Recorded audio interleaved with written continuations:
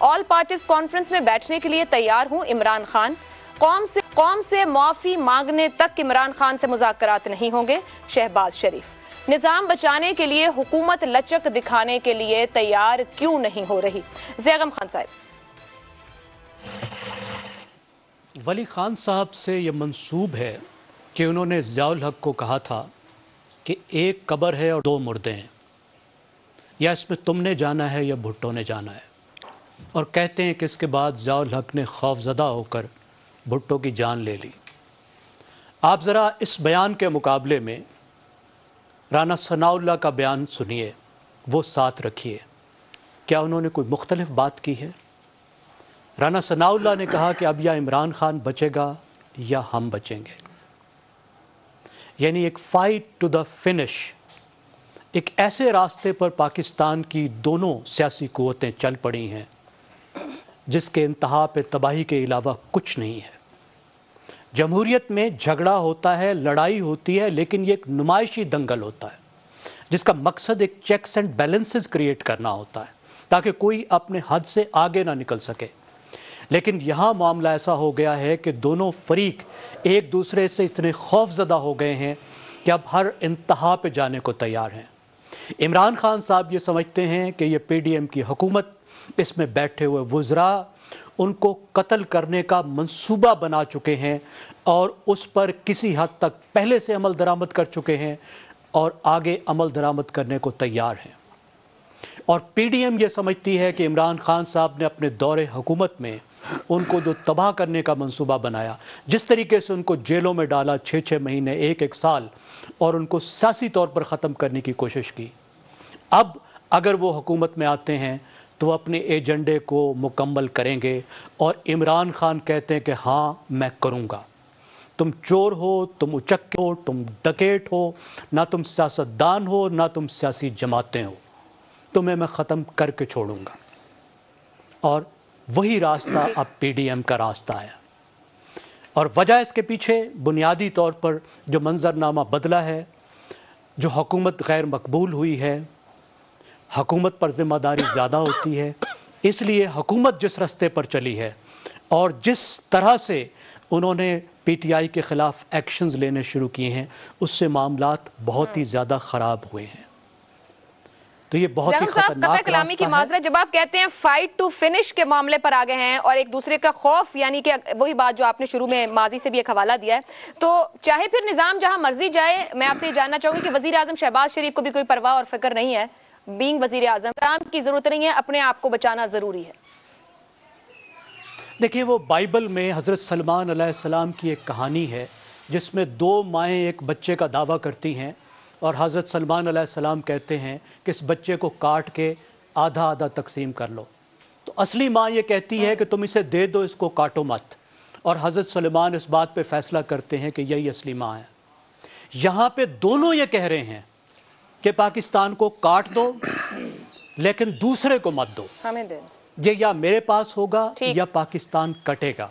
इस वक्त पाकिस्तान के मफादात की परवाह किसी को नहीं है। पाकिस्तानी अशराफिया में एक छोटी सी बात और एड्रेस कीजिएगा। जब मैं शहबाज शरीफ साहब की बात कर रही हूँ, ये वजीर आजम बने तो नून लीग या PDM कहते थे हम रियासत बचा रहे हैं, अपनी सियासत की कुर्बानी दे रहे हैं। वो तब झूठ था, फिर यह गलत बात थी। बिल्कुल इस वक्त तो ये लगता है, बिल्कुल इस वक्त अगर आप देखें तो यही लगता है कि उनको रियासत बचाने में कोई दिलचस्पी नहीं है। उनको अपने ख़ानदान, अपनी सियासत, अपनी पार्टियां बचाने में दिलचस्पी है। आप माशी तौर पर उन्होंने जिस तरह के इक़दामात लिए हैं, जिस तरीके से 6 महीने में IMF का पाकिस्तान का प्रोग्राम फंसा हुआ है, जिस तरह से उन्हें पॉपुलिस्ट फैसले करने की कोशिश की है, उससे ये साफ जाहिर है। और जिस तरीके से अब वो सियासी मैदान में एक इंतहा पसंदी पर आ गए हैं, मुझे कोई शक नहीं है कि इस वक्त दोनों इसी रास्ते पर चल रहे हैं। अफसार साहब, एक बात ज़ैगम साहब ने की, फाइट टू फिनिश का मामला बना हुआ है, एक दूसरे का खौफ स्पेस लेने का इतना ज्यादा हो गया। बिलावल भुट्टो साहब ने फ्लोर ऑफ द हाउस आज एक बात कही, आखिरकार जितना मर्जी खेल लें, जहां तक आप ये मामला ले जाएं, दौड़ा लें, आज सबको बैठना तो पड़ेगा एक साथ ही। हालांकि इमरान खान वही हैं जिन्होंने सिलेक्टेड का लकब दिया, बिलावल भुट्टो वो हैं जिन्होंने इमरान खान को सिलेक्टेड का लकब दिया था फ्लोर ऑफ द हाउस। जब वो भी ये बात समझ रहे हैं, हुकूमत का हिस्सा हैं, फिर इंतजार किस बात का है? वो कन्विंस नहीं कर पा रहे शहबाज शरीफ साहब को? नहीं, ऐसी बात नहीं है। मेरा ख्याल है कि हम कभी कभी चीज़ों को बहुत ज़्यादा ग्लूमी लुक देते हैं। इतनी मायूसी ना है, ना फैलाने की ज़रूरत है। टीवी चैनल्स पहले ही इस कौम के बच्चों के दिमागों के साथ जितना जहर भर चुके हैं और जितनी मायूसी और गैर यकीनी अपने मुल्क के बारे में दे चुके हैं, हमें उसमें इजाफा नहीं करना चाहिए। हम सब पढ़े लिखे लोग हैं, इनलाइटेंड हैं, और अब तो उम्र के उस हिस्से में हैं जहाँ पे हम बोलें कम और सुने ज़्यादा, तो शायद हमें हमारे लिए भी बेहतरी हो। और जो हम बोलते हैं फिर जो लीडरशिप बयान दे रही है अब्सार साहब, कतई कलामी की माजरत, मैंने तो उन सबके बयान सामने रख दिए हैं। नहीं जी नहीं, आपने रख दी, अच्छा किया आपने, लेकिन मैं तो अपने तजर्बे की बात कर रहा हूँ ना, कि इतना भी नहीं है इस लुट पड़ी हुई कि एक कब्र है और दो मुर्दे हैं, ऐसा कुछ नहीं है। वो वक्त था, एक गुजर गया। अब ये वो वक्त नहीं है, ना ही मैं समझता हूँ कि ऐसा कुछ होने वाला है, और ना ही उस राना सनाउल्लाह की स्टेटमेंट से कुछ ऐसा जाहिर होता है, और ना इमरान खान ना ही PDM इस मुल्क के टुकड़े टुकड़े करके हिस्से नहीं करना चाहते। ये मुझे इतना पता है। लड़ाई जो हो रही है वो गलत है, ख़तरनाक है, मैं मानता हूँ, लेकिन इस हद तक जाने का ना किसी ने कहा है, ना मुझे किसी का प्लान लगता है। ये इक़्तिदार की जंग है, पावर पॉलिटिक्स है, इसमें से होता है। दूसरी बात यह है कि जो राना सनाउल्लाह ने बात की ना, वो 70, 72, 75 साल के शख्स की बात समझ के हमें उस पर गौर करना चाहिए। बिलावल भुट्टो ने जो कहा है ना, ये पाकिस्तान का फ्यूचर है। आज जो बिलावल भुट्टो जिसका आपने जिक्र किया फ्लोर ऑफ द हाउस पे, वो बात वैलिड है, वो बात मेरे लिए ज़्यादा अहम है, मुझे वो बात ज़्यादा अच्छी लगती है। और मेरा ख्याल है कि हमें नौजवानों को भी ये बताना चाहिए कि ये है असल बात, ये है असल तरीक़ाकार, ऐसे ही होना है। ये लड़ मड़ के बाद में बैठ के बातचीत ही करनी है, तो होगा, बातचीत भी होगी किसी वक्त जाके। उसके लिए माहौल कैसा बनता है, कब बनता है, वो वक्त आने पे पता चलेगा। लेकिन मैं एक चीज़ और कल वाली क्लैरिफाई करना चाहता हूँ। मैंने आपसे कल फ़ोन पे भी बात की थी। देखिए, मैंने कल भी कहा था, कल जैगम साहब ने भी ये कहा था और शहजाद साहब ने भी ये कहा था कि जी आइन में तरमीम ज़रूरी है। आइन में तरमीम ज़रूरी नहीं है, क्योंकि 184(3) में जो इख्तियार है वो सुप्रीम कोर्ट के पास है, सो मोटो का। वो इख्तियार सुप्रीम कोर्ट से कोई नहीं ले रहा। चीफ जस्टिस के पास तो नहीं था ना आइन में लिखा, ना कानून में लिखा। चीफ जस्टिस साहब ने खुद एक्वायर कर लिया था। आइन में ये लिखा है कि वो वही रहेगा। 184(3) में कोई तब्दीली नहीं आ रही। फिर बात हुई 191 की। 191 में जो शुरू होता है rule of procedure, subject to the constitution and law, subject to the constitution and law, the supreme court can make rules regulating the practice and procedure of the court. अब ये बात समझने की है कि सबसे ऊपर आइन है, फिर कानून है, फिर रूल्स हैं, उसके बाद रेगुलेशन की बारी आती है। तो जो रूल्स हैं सुप्रीम कोर्ट के, वो कानून और आइन के ताबे रहेंगे। आइन बना हुआ है, आइन में तरमीम के लिए 2/3 चाहिए। एक्ट ऑफ पार्लियामेंट जो कानून है, कानून बनाने के लिए 2/3 मेजॉरिटी नहीं चाहिए होती, सिंपल मेजॉरिटी चाहिए होती है।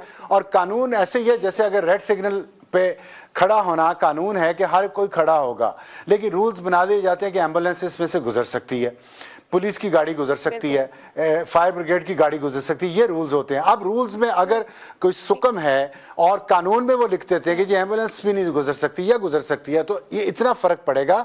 अब ये करने से बिल्कुल कानूनी प्रोसेस हो रहा है और इसमें कोई गैर कानूनी गैर आईनी बात नहीं हो रही। मैं ये कल वाली बात, क्योंकि मैंने वही बात की है कि मैं मीडिया से हूँ, मैंने 2 साल पैमरा में काम किया सरकार में जाके, वो भी मीडिया रिलेटेड था।